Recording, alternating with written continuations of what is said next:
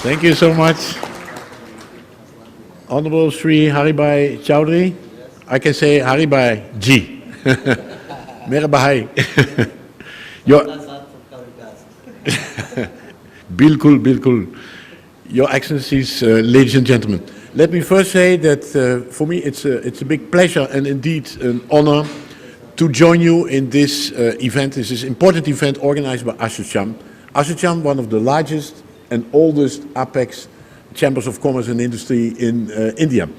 The theme of the conference is security in the country. I will talk about security in the city. I will give you a short presentation of the city of Amsterdam and how they succeeded in not only becoming a smart city but also a safe city, and how these two concepts of smart city and safe city go hand in hand. But first I would like to say that it's very apt, it's very fitting to talk about Amsterdam in an ASSOCHAM meeting, because it's only a few months ago that ASSOCHAM chose Amsterdam as the European seat, as its European seat, the seat for its European headquarters. They opened office in Amsterdam, and of course this office is meant not only to create business between India and the Netherlands, but between India and Europe, because the Netherlands, as in the times of the spice route, is again for India a hub to Europe. 20% of all exports of India to Europe enter Europe through the Netherlands. So it's really seen as a hub in Europe for India's business. And I can tell you that in fact more and more Indian companies are setting up shop in Amsterdam area because of its affordability. It's not an expensive city. Its level of connectivity, it's very well connected. The high quality of life and a safe and secure business environment.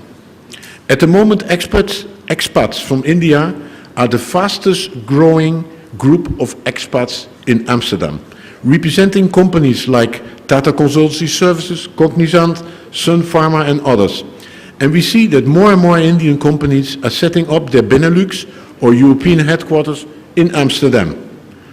Yet Airways just recently announced to start daily flights between Delhi and Amsterdam, and also daily flights between Mumbai and Amsterdam as from the 27th of March. So the possibilities to connect are increasing enormously.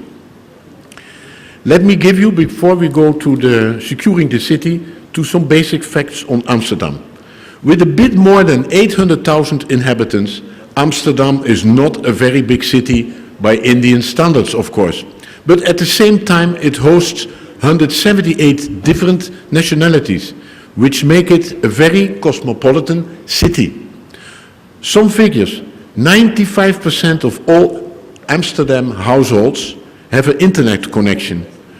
32% of Amsterdam citizens use their bike to go to their work. Can you imagine? 1/3 of the population there uses the bike to go to their work. In the city center, even 60% of the people use their bicycle as their preferred mode of transport. So they use it to go shopping, to go to work, to school, or bring their children to school. Speaking about safety, it is in fact a very safe mode of transport, biking. Although I would not advise you to try it with your next visit to Amsterdam, because just like Delhi traffic, Amsterdam traffic takes some time to get adapted to. Amsterdam is also one of the smartest cities in Europe. I know that the term smart cities suffers from some inflation. The mayor of Amsterdam was here last year, and he told me that during his mandate, in all kinds of international conferences, he had met at least 300 colleague ambassadors, and all of them, almost all, 95% of all his colleagues said that they were representing smart cities. So that's of course impossible. That 95% of all the world's cities are smart. That's a bit... But I hope to show you with a few examples that Amsterdam is really quite unique in combining smart solutions, smart technologies, smart products, smart services and smart approaches. Because that's what is really about, using innovation and technology as an opportunity to improve the quality of daily life of the citizens. It involves the latest art of technology. But then in Amsterdam, of course, every development is also based on history. One could argue that Amsterdam was the first smart city in the world as early as the end of the 16th century, when Amsterdam began to develop as a global trading city. At that time, over 50% of all sea vessels in the world departed or arrived at the Amsterdam harbor. And one of the reasons that Amsterdam became one of the richest cities at that time was the availability of data on trade and on cargo in that city.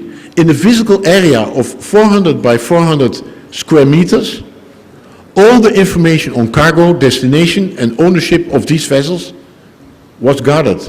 This enabled traders and trade cargo even before it had been offloaded. They could trade the cargo before it was offloaded. The rich data environment also enabled the start of the first stock exchange and the opportunity for everybody to invest in trade.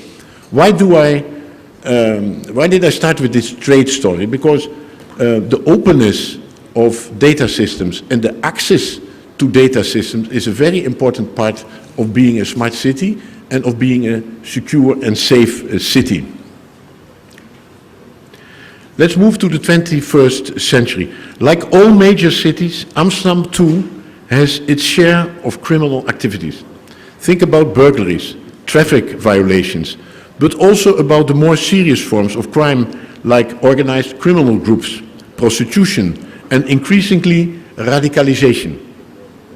Fighting crime and ensuring that Amsterdam provides a safe environment for its citizens is not only a responsibility of the authorities, but also of the citizens themselves. So this is the center of security policy in Amsterdam, that the citizens should be involved. It's part of their responsibility. But we help them to get involved with technologies, with the most modern technologies. One more figure.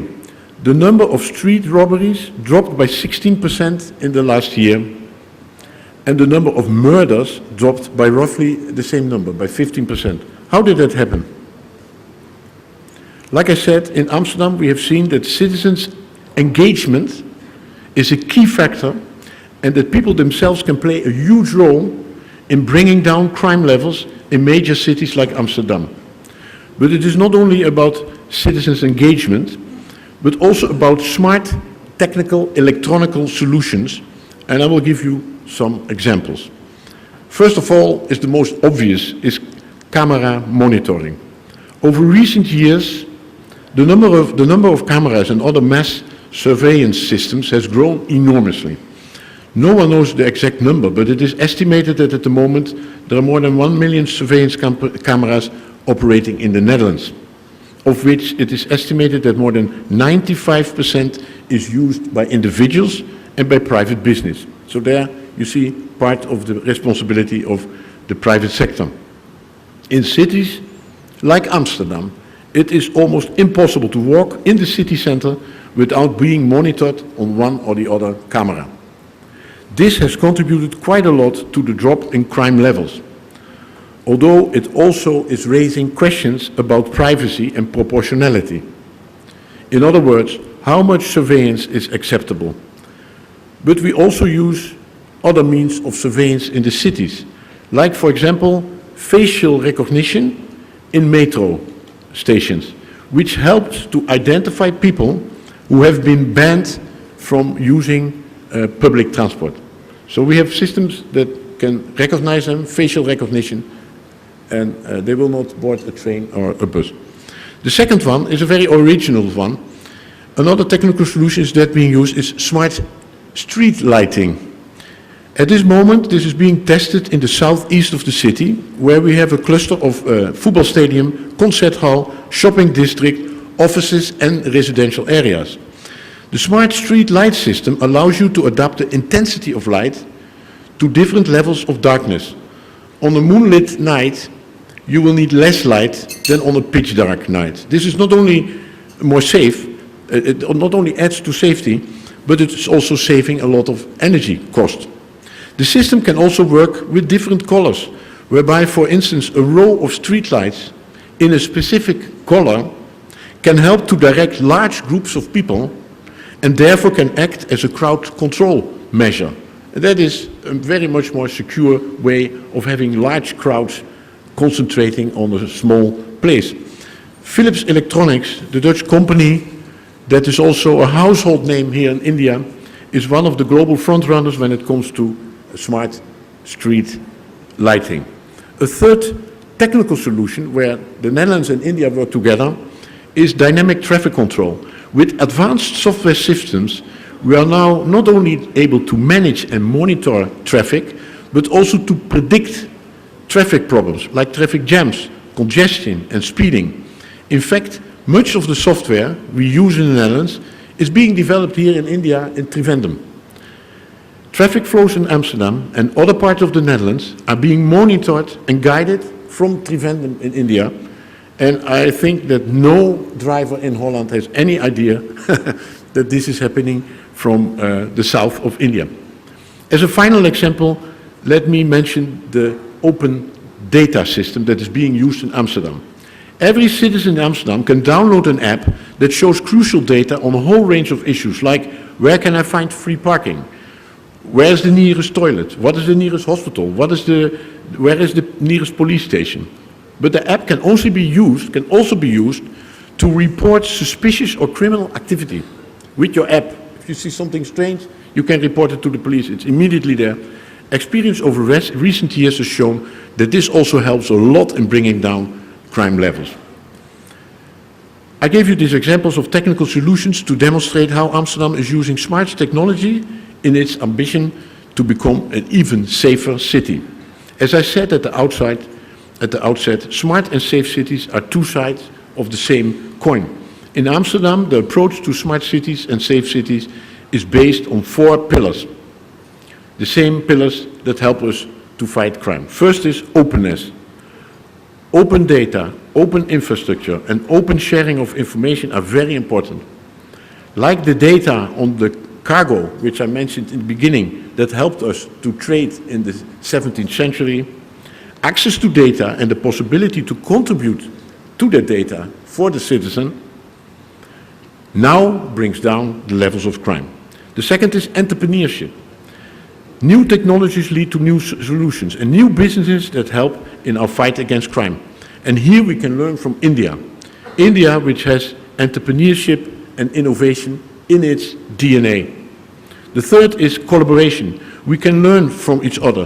The 100 Smart Cities agenda of the Modi government gives us the opportunity not only to showcase what smart solutions we can offer, but also we can combine with Indian expertise. You have a lot of expertise that we can learn from.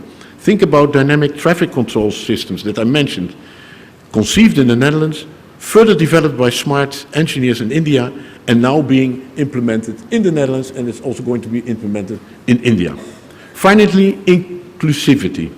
We strongly believe that all citizens should play a role in making the country secure and making the city secure, in building smart cities and in fighting crime. Only then we can succeed. I would like to thank you very much for your attention, and I wish you and ASSOCHAM a lot of success with your symposium, with your conference. Thank you very much.